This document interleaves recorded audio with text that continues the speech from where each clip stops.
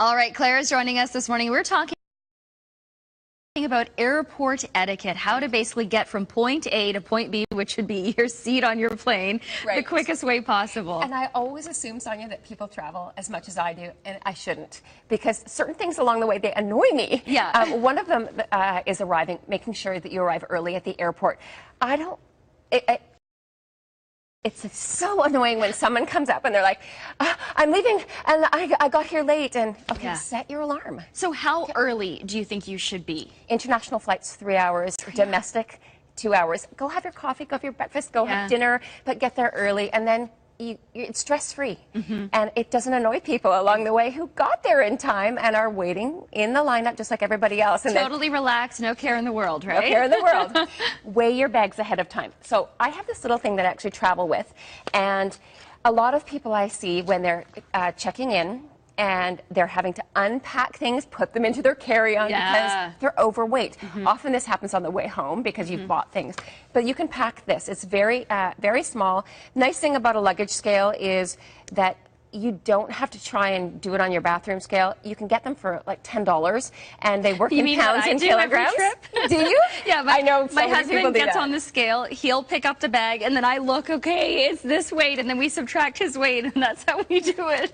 You can get a lot more accurate with these. Yeah, probably. It's always within 3 or 4 pounds is a lot. It's like 2 pairs of shoes, and I know you like to pack your shoes. Yes. Okay, don't hold up the security lineup. So when you're going through security and you have to put things on the belt that go through the x-ray machine, we all know what we need to do. We need to make sure we pack things in our 1-liter zip-top bag. The smallest bottles, about this size, if you're going to be refilling them, or buy them in the travel size, and take things out of your pockets. Take off your jacket, your scarves, your shoes, things, your jewelry. Just make sure you do that. The next one is once you're actually through security. So I have this bag right here beside me. My carry-on bag that my mom got me. I love that bag, by the way. I was it's telling cute. You about that. It's great. Yeah. Winner's purchased by my mom. Good one, Mom. But when you're at the gate, there's never enough seating on it, especially when it's a full flight or the holidays. Crowded. Don't put your bag up beside you. Same goes for when you're on the ferry. Right. Put it in the seat in front of you, or use it in front of you. Put your feet up on it. There's usually relax. space underneath the seat, too. Right.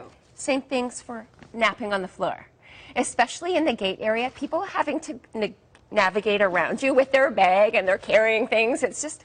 And you're probably not having a very good nap anyways. No, and it's gross. Usually the floor is so gross, but also not on the chairs because there aren't that many. Unless you want to go to a gate where there aren't a lot of people around, but be prepared because at some point that gate is going to be used for a flight and you're going to have to be woken up. It's important. Just be courteous, right? Right. And then the next thing that is a bit annoying is they always call by boarding number or boarding letter, usually zone 1 through 4. And there's a reason that they do that. Normally, they're putting people with kids, then they're putting people who need assistance, and then they're putting the people in exit rows and business class, and then it's the window seats at the back.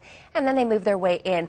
And I always see people, as soon as they make an announcement for the people who need assistance, everybody lines up. I know. And it is a gong show. And if you're in zone 1 or 2, you're fighting your way through zone 6, 5, 4, because everybody's lined up. So there's a reason for the way that they do it. Anyways, those are my pet peeves. Well, you know what? Those are very, very important reminders and so good for anyone who's taking a trip. Yeah, I hope so.